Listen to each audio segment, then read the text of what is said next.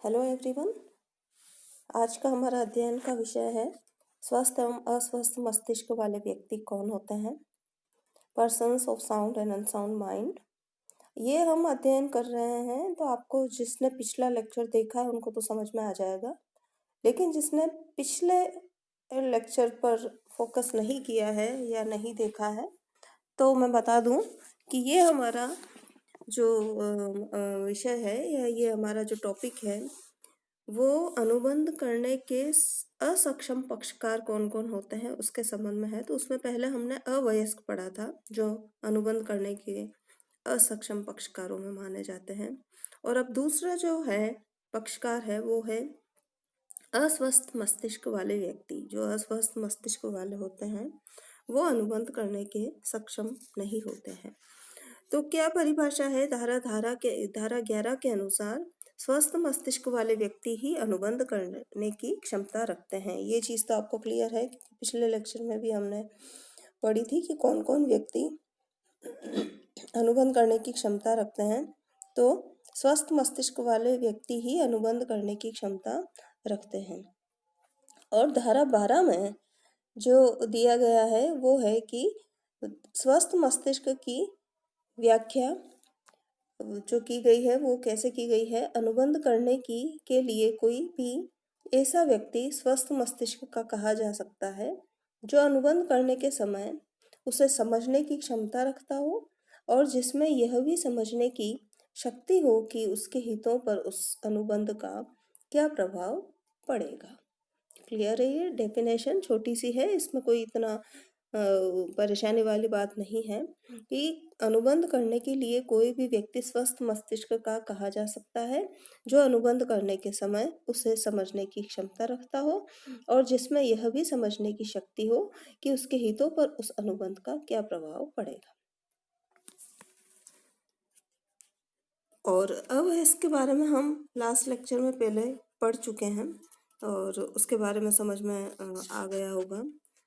अब देखिए, ये इसकी कई बातें हैं अस्वस्थ मस्तिष्क के बारे में स्पष्ट करते हुए मैं एक एक चीज आपको बताऊंगी। देखिए, जो पहली चीज है, पहला पॉइंट है, एक व्यक्ति जो साधारणतः अस्वस्थ मस्तिष्क का रहता है किंतु कभी कभी स्वस्थ मस्तिष्क का हो जाता है तो वह उस समय अनुबंध कर सकता है जबकि वह स्वस्थ मस्तिष्क का हो।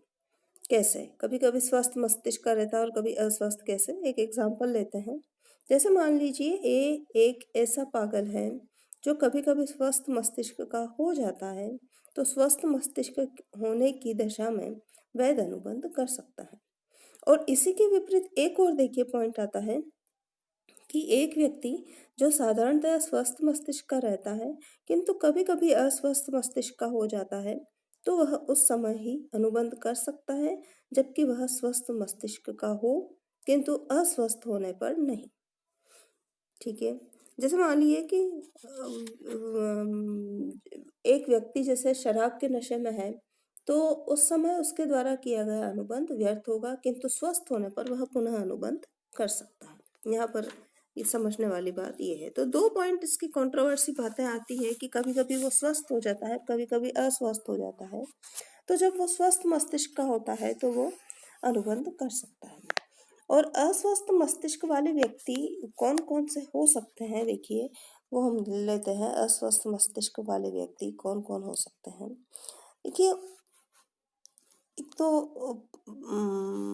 इंसान पर्सन, ठीक है ना, ल्यूनेटिक या इंसान पर्सन, ऐसे व्यक्ति जिनका मस्तिष्क कभी स्वस्थ रहता है और कभी अस्वस्थ, वो पागल कहलाते हैं और वे केवल उसी समय अनुबंध कर सकते हैं जब उनका मस्तिष्क स्वस्थ रहता है।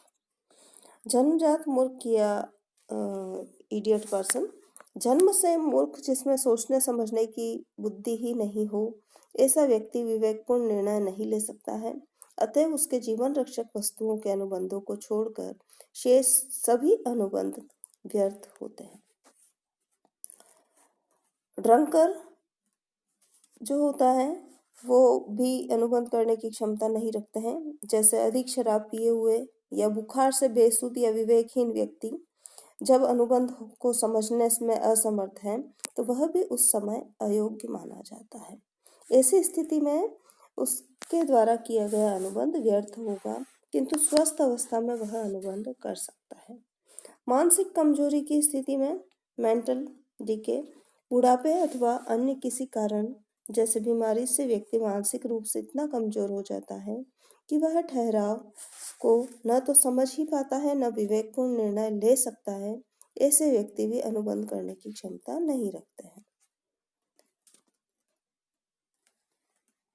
हाइपोटाइज्ड पर्सन, जब कोई व्यक्ति कृत्रिम निद्रा या निश्चेतना अवस्था में होता है तो ऐसी स्थिति मोहावस्था कहते हैं।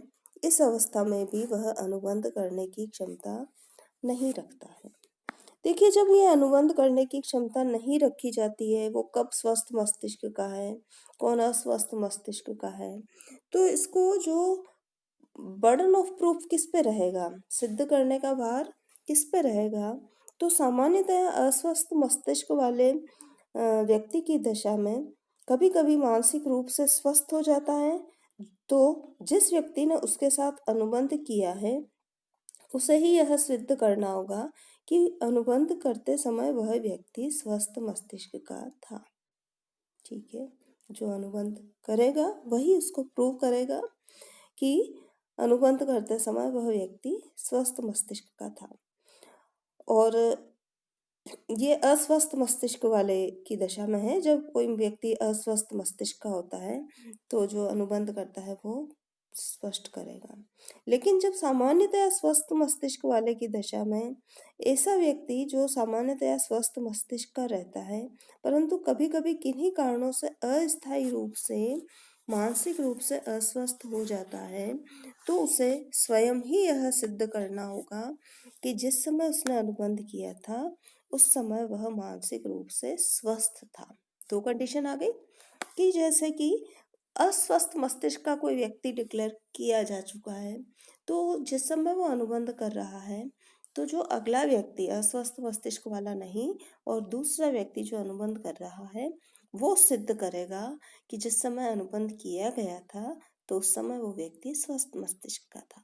लेकिन जो व्यक्ति स्वस्थ मस्तिष्क के ही डिक्लेयर हैं, जो स्वस्थ ही रहते हैं, तो लेकिन कभी कभी जैसे अस्वस्थ मस्तिष्क के हो जाते हैं, तो जो स्वस्थ मस्तिष्क का है और मांस जिस समय वो कभी सिद्ध करना हो कि वो अस्वस्थ मस्तिष्क का था, तो वही व्यक्ति सिद्ध करेगा कि वो जिस समय उसने अनुबंध किया वो स्वस्थ मस्तिष्क का था या अस्वस्थ मस्तिष्क का था।